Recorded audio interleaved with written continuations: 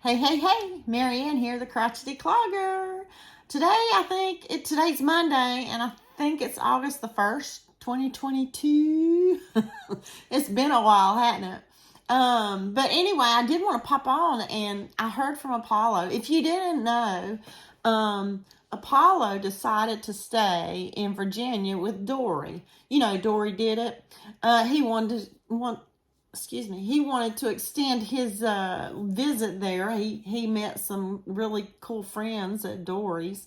And so anyway, he's just seen Dori, and they're all just going and seeing the sights. They sent me a postcard, and I showed that on my last live, I believe. But seriously, yeah, he wrote me a postcard, said, "Mom, I just wanted to say I'm doing fine and having a great time in Virginia.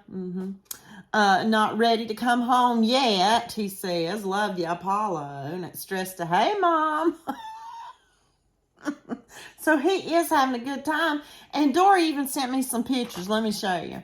So this is a sculpture that is right there in Norfolk. I can't remember the name of the park, but it is their baseball park. It is the Norfolk Tides is the baseball team, and this beautiful sculpture of this mermaid here, she was created by Georgia Mason back in 2015, and to commemorate the Norfolk Tides. Is that not cool?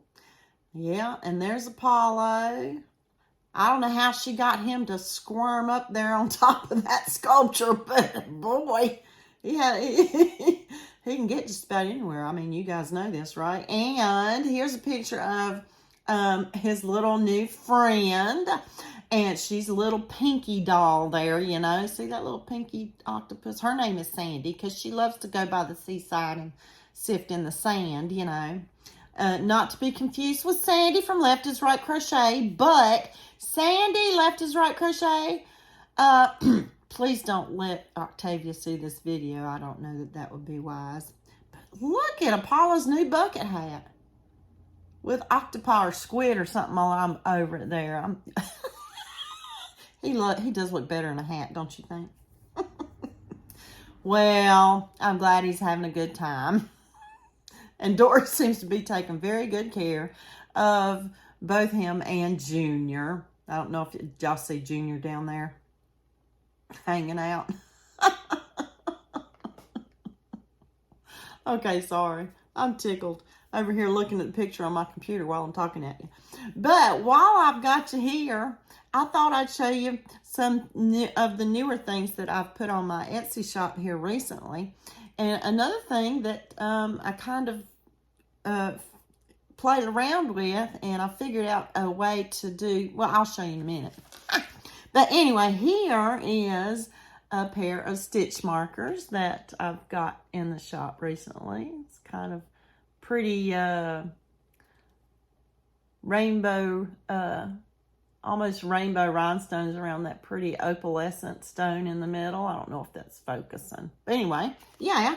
And the stitch markers that I have on my Etsy shop, and the Etsy shop is the same as my YouTube channel here, the Crochety Clogger. You should find me if you search among shops in Etsy. But yeah, the stitch markers are a pair for $4 or two pair for $6. There is a code to use. If you go to the Etsy shop, you'll see that in the description box. I think it's called, the code is 2244. Anyway, I can't remember how the code goes. Anyhow, but yeah. And some of the row counters that I have, here's 3 of the newer ones, but let me start with this one. This one's real pretty. It's got pretty rhinestone blingy dragonfly with some little danglies on there. And the beads, what I like to do, let me get this set. I like to have them all, I mean, everybody can do their own thing, but I like to have them, let me get this prepared. This is not the one I wanted to do. Anyway, it doesn't matter. I like to have them all slid up. Now, what I do is I do rows of 10, And then as you do one row, you slide it down. You get row number 2's done, slide it down. Row number 3's done, slide it down. And then, you know, and then you got to get up and do something or something, you know, the doorbell rings or whatever. You can plop this down, or you're done for the day. You can rest assured that these beads will not slide. They are strung in a way that they will stay put. So when you get back to your project, you're going to know, oh, well, I've done 3 rows. There's row 4, right? Done that. What I like to do with in making these row counters is that I do like to use an alternating color so that you'll know that, like in this case, you'll know that the darker beads are odd numbers and that the blue beads are your even numbers, right? This one has a 10 bead row counter again, and the charm on the bottom, if I can get it to turn right, is a pretty silver thing that says Dream Big. So yeah, again, that's a 10 row counter as well. And there's the little tracker keeper, or multiple tracker. I'm gonna show you how that works in a second.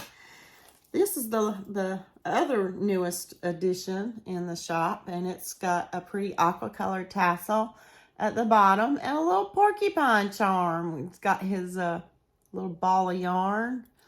I just added that to it. It's 2 separate things. And here's our tracker keeper. So if you can see, this attaches with a lobster claw. And I'm trying to use, I've got them in order. I'm trying to use a slightly larger lobster claw. You'll see why in a minute. But this was just a little matchy to go with the row counter. Okay, so I've got all 10. Let me show you an example. Got all 10 slid up. So let's say, for instance, I do 10 rows, right? My method, I mean, you can use any method you want, but my method is, once I've got those 10 rows done, I'm going to slide all these back up. And the reason I do that is because I have this thing hanging, right? And sliding them up is just a little bit, have it hanging on a lamp. Sliding them up, I just take it off and slide them up. It's hard to slide up and use both hands. So I'm lazy like that. I just want to use one hand and pull it down. So, okay, let's say, so I've got 10 rows done, right? So what I'm going to do is I'm going to take this multiple, I call it a multiple tracker, or stitch marker, basically is all it is a lobster clasp stitch marker. And I'm going to put that under the first bead. I'm going to just slide it right on there under the first bead. So I know that I've done 10 rows, right? So let's say now I'm going to do, this is 11, 12, 13, 14, 15, 16, 17, 18, 19, 20. So, okay, I've done 20 rows. I'm going to move all these things back up. And underneath I'm going to take my tracker here, and underneath the second bead, I'm going to put my tracker, and that signifies I've done 20 rows. I know that I've done 20, and so on and so forth. Do another 10. I've done 30, so I'm going to slide my tracker keeper underneath my third bead to know that I've done 30 rows. Does that make sense? So I thought that was kind of a helpful added addition. That way you're not completely marking things all the time. You would only have to mark it, I guess, when you get to 100 rows. But anyway, that might be a helpful thing. Now, all of the row counters that I make, I use a natural hemp cord in either this natural color or black. Here's the black on this one, depending on how, you know, the beads come out or the design or whatever. And on it, it's on a key ring with a larger lobster clasp that you could hook onto a project bag or handbag or whatever. Or, as I said, they're not going to slip. You can throw them in your bag and pick it up 2 hours later, and it's still going to be there to show you what you've done. So anyway, I forgot to tell you any cost. You can opt out of the multiple tracker keeper. You can opt out of that if you do not want that tracker keeper. They're $12. It's $14 if you want the tracker keeper to be included in your purchase, if you decide to purchase a row counter. All right. And I hope that you can go over to my Etsy store and visit. I do find them to be handy. I've used mine for well over 2 years. I don't know. And they're fun to make. Okay. So, oh, and I do want to also give the Yarn Hag Ryan credit for her development of this stringing method of these beads. It's very simple, really. She does, if you go to her YouTube channel, you may find, you'll have to look through a little bit, but you may find her tutorial. It's kind of a tutorial. She does explain, though, how she does it if you'd like to make your own, okay? So, thank you, Dori, for taking care of Junior and Apollo, and you're doing a good job. I mean, the way they're slithering up the statue there, that mermaid statue, all on their own, boy, they're listening to direction very well. But again, be careful if you take them near that water. I hope you don't slither out your hands. All right, guys, thank you so much, and I hope to see you again very soon. Bye.